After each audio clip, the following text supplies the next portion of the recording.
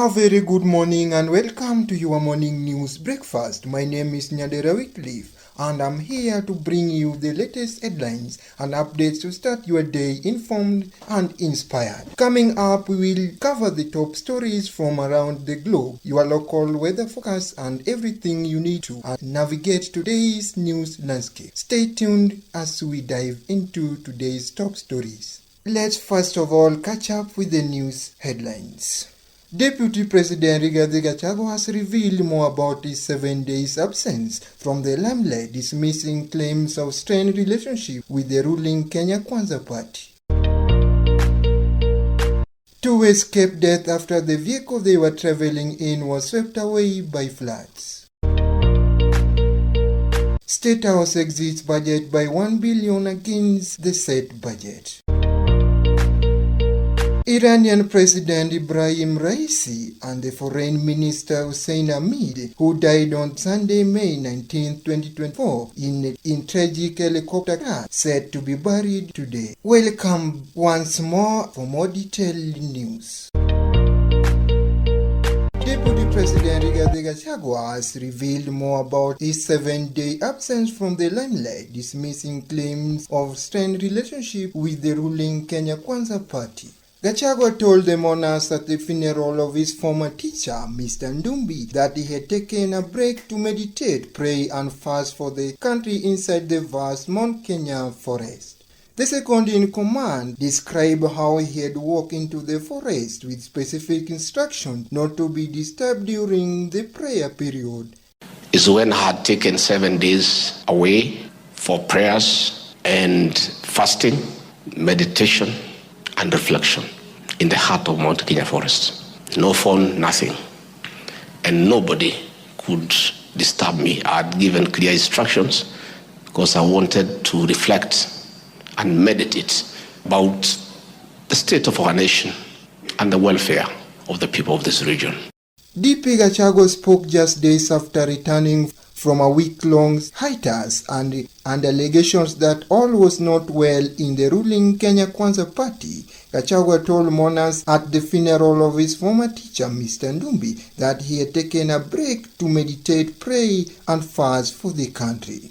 Moving on to the local news. 2 people escaped death by a whisker after vehicle they were traveling in was swept by flood near a Supatai area along Ewasunyiro-Sekanani Highway. Narok South Deputy County Commissioner Felix Kisalo, who confirmed the incident, said the 2, who were the only occupants of the vehicle at the time of the incident, were luckily rescued by the members of the public, but the vehicle was yet to be towed from the flooded river. Kisalu said the movement of the vehicle has been temporarily restricted in the area until the water levels reduce. The Deputy County Commissioner called on the residents to be careful during this rainy season when crossing or driving along flooded road, as they could easily be drowned.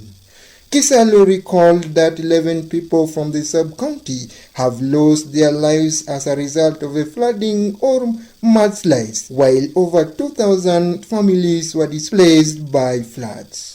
At the same time, thousands of livestock and hundreds of acres of land and crop plantations have so far been swept away by flash floods during this rainy season. The flooded road is a major passage for tourists to access the Masai Mara Game Reserve through the Sikarani Gate. Thus, the need for tourist vans and tour guides to advise their visitors accordingly.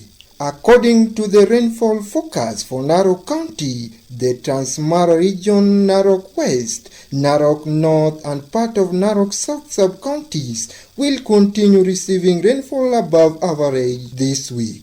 Now moving on to the business news, we find that State House has exceeded the budgetary allocation for the 2023-2024 financial year by 977 million Kenyan shillings, with 2 months left to the end of the financial year. which recorded 9.5 billion shillings in the recurrent expenditure in the financial year against a budget of 8.5 billion shillings. This is significantly higher than 4.6 billion shillings in the expenditure recorded between June and December last year, indicating that State House spent an average of 1.2 billion per month from January. More report from our reporter Brian Ameyo. State House of Kenya has exceeded the budgetary allocation for the 2023-2024 financial year by 977 million shillings, with the 2 months left to the end of the financial year, which recorded 9.5 billion shillings in the recurrent expenditure in the financial year against a budget of 8.5 billion shillings.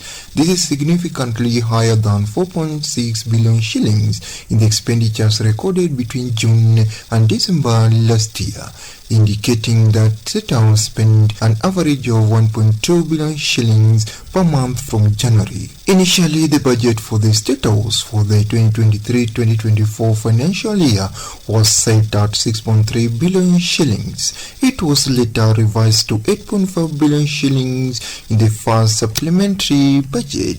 State House has further spent 1.2 billion shillings on the development expenditure against an allocation of 1.3 billion shillings for the current financial year, pushing the expenditure for the President's residence to a record high. In addition to the expenditures by the State House, the Executive's Office of the President has been allocated 3.3 billion shillings and 697 million shillings in the recurrent and development expenditures respectively.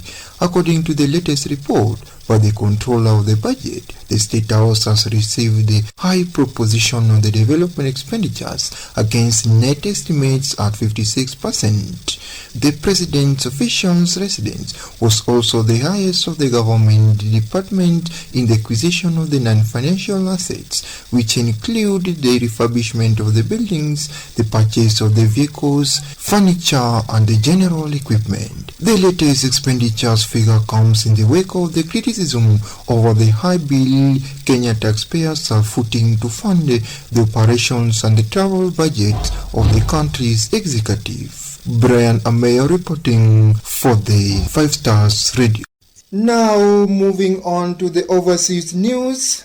Iranian President Ibrahim Raisi and Foreign Minister Hossein Hamid, who died on Sunday, May 19, 2024 in tragic helicopter crash, are said to be buried today. Raisi and the foreign ministers were traveling via the Bill 212 helicopter known for its civilian use and routes in the Vietnam War era, UNIT Win Hovey. The helicopter is said to have failed to safely navigate through the dense fog in the mountainous region of Julfa in northwestern Iran. The Iranian military chief of state Mohammad Bachiri ordered a high-ranking committee to investigate into the cause. President Raisi is not the first Iranian leader to die in a fatal accident. Back in 2020, Iranian Revolutionary Guards Commander General Qasem Soleimani was killed in a drone strike at Baghdad International Airport. His body was identified through the prominent ring of his severed hand. From the international news, we'll have a short commercial break, and when we'll be back, we'll have more stories. Je, wewe ni mwanamke wa kati ya umri wa miaka 10 na miaka 40? Taasisi ya kitaifa ya saratani inakuhimiza kufanyiwa vipimo vya ugonjwa wa saratani ya mlango wa uzazi, yani cervical cancer, kama njia mojawapo ya kukomeza ugonjwa huu nchini Kenya ifikapo mwaka wa 2030. Tembelea kituo cha afya kilichoidhinishwa karibu nawe ili kufanyiwa vipimo hivi. Kwa maelezo zaidi, tembelea tovuti ya taasisi ya kitaifa ya saratani kwenye www.ncikenya.go.ke. Together we can make history. Everyone has a role to play in elimination. Ujumbe huu umeletwa kwako na taasisi ya kitaifa ya saratani kwa ushirikiano na Wizara ya Afya. Welcome back again, and we're going to venture more into the sports news. Oliver Giroud will retire from the international duty after Euro 2024. He said that he will miss his international duty, but he has to see this place for the young players to take over. Giroud will play for LAFC starting from July this year. On the same time, Manchester City goalkeeper Scott Garson has signed a new contract until June 2025. Garson will turn 39 in September and he is staying as part of Man City squad for the next season. Atalanta are set to meet with Gian Piero Gazzini on Friday to open talks over new contract. His current deal expires in June 2025, but Atalanta will offer Gazzini a new long-term contract. Let's have another commercial break, and when we'll be back, we'll get the news on the weather. Are you looking for the best skin and hair jelly? Gilam Natural Cream is your choice. Gilam Natural Cream is infused with the Polar Cream products, and it comes in 3 packages which include 150 ml at 1,400 Kenyan shillings, 180 ml at 1,800 Kenyan shillings, and 250 ml only at 2,800 Kenyan shillings. Our product is 100% guaranteed for the following tasks: treats and prevents black spots and dead skin, helps in equal balancing of the skin tone, curing of the melasma, treatment of the body pigments and pimples, aids in anti-sin facial cream, suitable for deep cleansing, and also the base for sunburns and skin rashes. The delivery of the product is done countrywide, and therefore order your product through our contact number 0745 975050, or you can reach us through our social media accounts at Daylight Skincare. The information is brought to you by the Daylight Skincare. Glowing is our business and well done is our duty. Welcome back once more, my esteemed listener. On the weather news today, we find that rainfall is expected to continue over several parts of the country, as strong winds with speeds exceeding 25 knots are expected over the eastern half of the country and northwestern Kenya. Large waves above 20 m also expected across the Indian Ocean. This we get from the latest report from Kenyan Meteorological Department. Let's have a close overview of what is happening today in various parts of the country. The Kenya Meteorological Department has confirmed that today, 24th May 2024, there will be cloudy, sunny intervals with a temperature minimum of 16 degrees Celsius and maximum of 25 degrees Celsius. That is in the Nairobi County. In Mombasa County, there will be sunny intervals, showers, and a temperature minimum of 25 degrees Celsius and a maximum of 32 degrees Celsius. Temperature of a minimum 25 degrees Celsius and a maximum of 32 degrees Celsius. In Kisumu County, in the afternoon, there will be sunny intervals, a temperature minimum 18 degrees Celsius and a maximum 28 degrees Celsius. In Nakuru County, rainfall range will be little and sunny intervals with a temperature minimum 16 degrees Celsius and a maximum 25 degrees Celsius. In Nyeri County, there will be rains.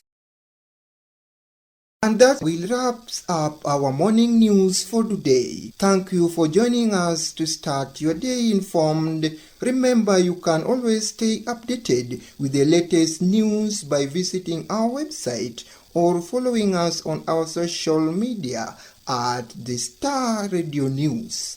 Have a great day. I was your news anchor, Nyadera Wigley.